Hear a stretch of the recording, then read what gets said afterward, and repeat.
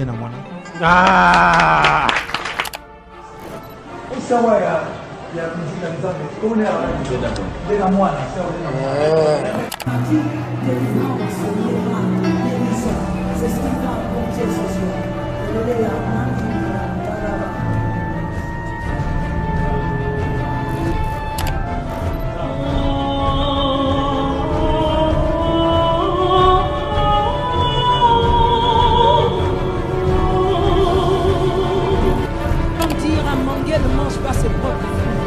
C'est jusqu'à ce que tu réalises qu'on doit manger de tes fruits que tu commences à servir de quelqu'un. Bonjour et bienvenue dans cette nouvelle vidéo. Alors dans cette vidéo, je vais parler de l'histoire de Maman Denamwana. Plusieurs connaissent Maman Denamwana grâce au tube qu'elle a déjà eu enchaîné. Depuis 2016 jusqu'à aujourd'hui, elle a fait qu'enchaîner des tubes et des tubes. Et beaucoup de personnes aimeraient peut-être connaître de sa vie. Alors suis la vidéo jusqu'à la fin, let's go. Alors, on fait un saut directement jusqu'à l'âge de ses 13 ans. À l'âge de 13 ans, elle commence à faire ses premiers pas dans la musique, dans le chœur.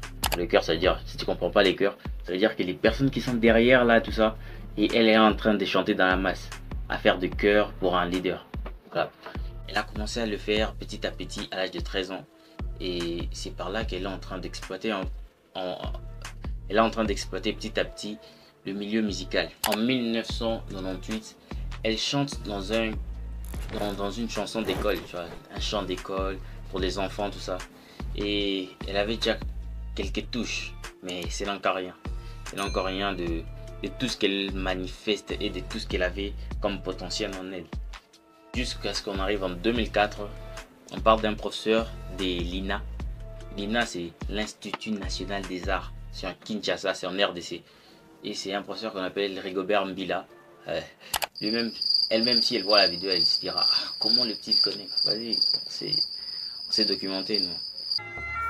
Mais c'est pas la force.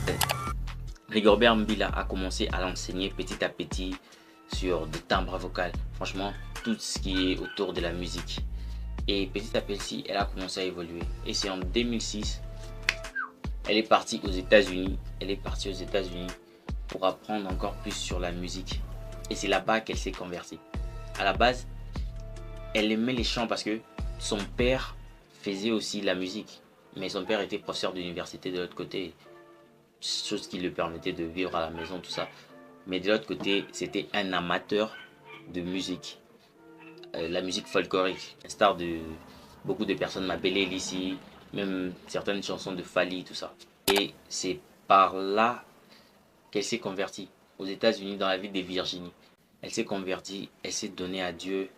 Et c'est par là qu'elle a découvert en fait que Dieu l'a appelée dans les chants pas pour rien. Elle a fait tous ces chemins pas pour rien. Mais c'est au fait que l'Éternel l'a appelée pour commencer ce ministère-là de chant, de chanter pour Dieu. Et aujourd'hui, on les sent dans les chansons qu'elle chante.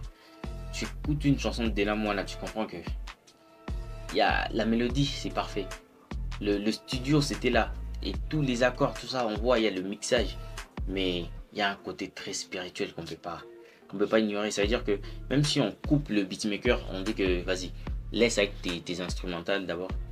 Et chante juste comme ça. On sent, comme la Bible déclare que David était en train de chanter et les esprits étaient en train de sortir de Saül. Et c'est de la même manière avec Maman Dena.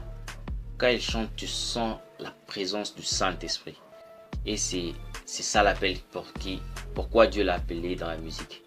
Et c'est pas en RDC qu'elle s'est convertie, c'est aux États-Unis. C'est dès là qu'elle a commencé à chanter dans des églises. Elle a perfectionné son art des chants, bien sûr.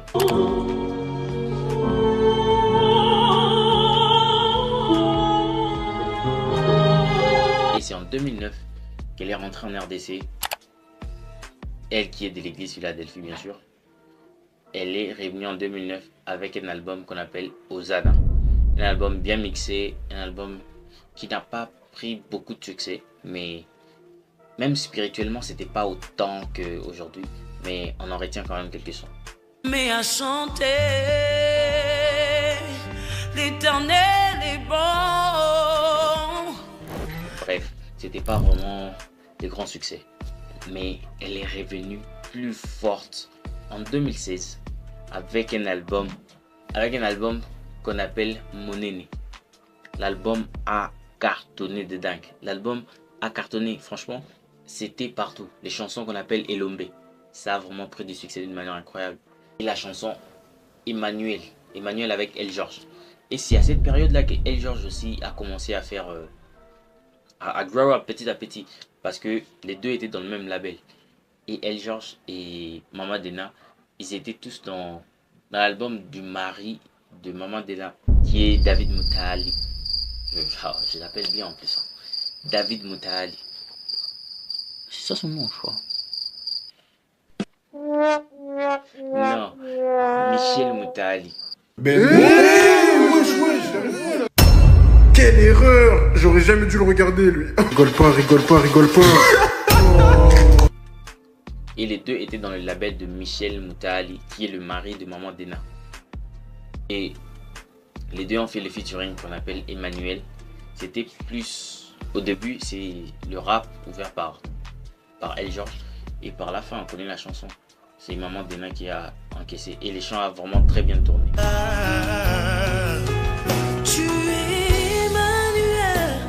Et ça, c'était l'album 2016. Et après ça, c'est en 2019 qu'elle a signé un contrat avec le label qu'on appelle Motown Gospel. Motown Gospel, c'est des États-Unis. Et c'est pour cela aujourd'hui, on voit Maman Dena être plus à l'extérieur, tu vois. Elle marque de points à l'extérieur. Ça veut dire que si on fait un classement, même quand on met des autres, tu vois, elle est congolaise. On va pas s'empêcher de citer des personnes qu'on connaît, de Fali, de Ferré, tout ce que tu connais. Et elle est chrétienne. Alors dans la musique chrétienne, il y a la rivalité dans le terme numérique. Il n'y a pas. Mais avec Maman Dena, tu peux voir dans le top Spotify, si tu regardes les 10, elle est là. Ça veut dire qu'on cite Fali, on cite Maman Dena, tu vois. Et c'est vraiment énorme. C'est vraiment énorme. On sait qu'elle chante pour les âmes, elle chante pour tout ça. Mais il y a un côté très professionnel dans ses chansons, dans ses albums, tout ça là, qui le catégorise en vrai. Et c'est maintenant en 2020 qu'elle sort l'album qu'on appelle Souffle. Souffle représentant le Saint-Esprit. Et c'était une marque d'amener un nouveau vent. Un nouveau vent. Avant, à part le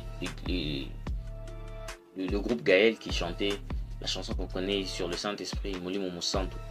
Mais en RDC ou en Afrique peut-être, il y avait beaucoup de chansons, voilà, autour des thématiques des dieux, mais pas autant sur la personne du Saint-Esprit. Et si aujourd'hui on parle des chansons vraiment autour du Saint-Esprit, c'est plus avec Maman Dena. C'est plus avec Maman Dena, avec des chansons qui ont pris succès sur cet album, comme le chant le Souffle. Les chants Souffle a vraiment bien pris.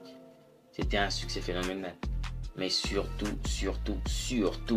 la chanson Saint-Esprit. Qui n'a pas... Il y a même, tu n'es pas chrétien, mais tu chantes.